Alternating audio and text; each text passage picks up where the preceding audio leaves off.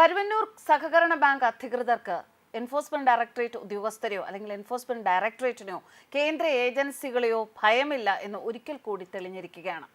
പരാതിക്കാർക്ക് മുഴുവൻ തുകയും തിരികെ നൽകും എന്ന് ഇഡിയുടെ വാക്കുകൾ. ഈ വാക്കുകളിൽ പ്രതികരിക്കാതെ കരുവന്നൂർ സഹകരണ ബാങ്ക് അധികൃതർ ഇപ്പോൾ മിണ്ടാട്ടം മുട്ടിയിരിക്കുകയാണ്. കരുവന്നൂർ സർവീസ് സഹകരണ ബാങ്ക് തട്ടിപ്പിൽ ഇരയായവരുടെ മുഴുവൻ തുകയും തിരികെ നൽകുമെന്ന് ഇഡി പറയുന്നു. കേസിൽ പ്രതികളായവരുടെ കയ്യിൽ നിന്നും കണ്ടുകെട്ടിയ മുഴുവൻ തുകയും ബാങ്കിന് തിരിച്ചു നൽകും. കണ്ടല സഹകരണ ബാങ്ക് കേസിലും പോപ്പുലർ ഫിനാൻസ് കേസിലും സമാനമായ നടപടികൾ ഉണ്ട് എന്ന് ഇഡി വ്യക്തമാക്കിയിരുന്നു.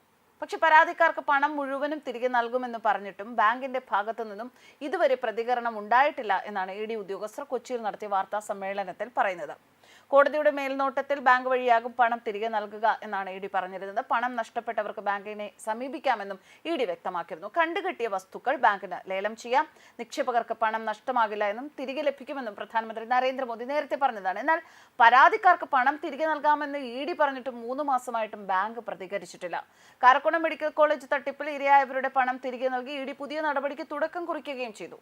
പക്ഷെ കരുവന്നൂർക്കാർക്ക് മാത്രം ഇതുവരെ സമയമായിട്ടില്ല.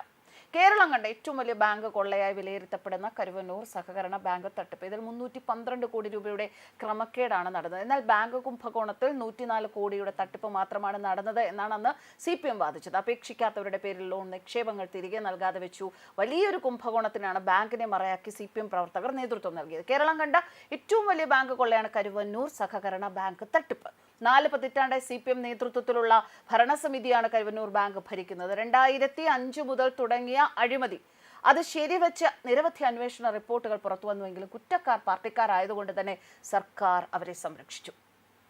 30 ലക്ഷം രൂപ ബാങ്കിൽ നിക്ഷേപമായി ഉണ്ടായിട്ടും ചികിത്സയ്ക്ക് പണമില്ലാതെ ദാരുണമായി മരണപ്പെട്ട ഫിലോമിനയെ കേരളത്തിന് മറക്കാനാകില്ല. സർക്കാർ മെഡിക്കൽ കോളേജിലെ ചികിത്സയുടെ ഗുണഗണങ്ങൾ വാഴ്ത്തി അവരെ അപമാനിക്കുകയായിരുന്നു അന്ന് മന്ത്രി ആർ ബിന്ദു ചെയ്തത്. കഷ്ടപ്പെട്ടുണ്ടാക്കിയ ഒരായുസിന്റെ സമ്പാദ്യം ചികിത്സയ്ക്കായി ചോദിച്ചപ്പോൾ പട്ടിയെ പോലെ ഉദ്യോഗസ്ഥർ ആട്ടിയതായി ഫിലോമിനയുടെ ഭർത്താവ് ദേവസി അന്ന് പരിതപിച്ചിരുന്നു.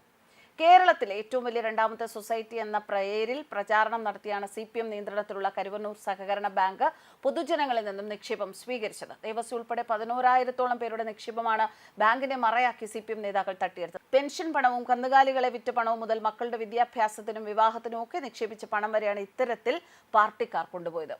എന്തായാലും കേരളത്തിലെ സഹകരണ ബാങ്കുകളെ കുറിച്ച് പറയുമ്പോൾ ഏത് വിധേയനും സഹകരണ ബാങ്കുകൾ പിടിച്ചടക്കി ഭരണ നേതൃത്വം കൈയാളുകയും പാർട്ടി ബന്ധുക്കളെ മാത്രം ജീവനക്കാരെ നിയമിക്കുകയും ചെയ്ത എക്കാലവും കെടുകാര്യസ്ഥതയും അഴിമതിയും മൂടിവെക്കാം എന്ന CPMന്റെ ഗൂഢതന്ത്രം ഓരോന്നായി പൊളിഞ്ഞ ഒരു കേസായിരുന്നു കരുവന്നൂർ സഹകരണ ബാങ്ക്.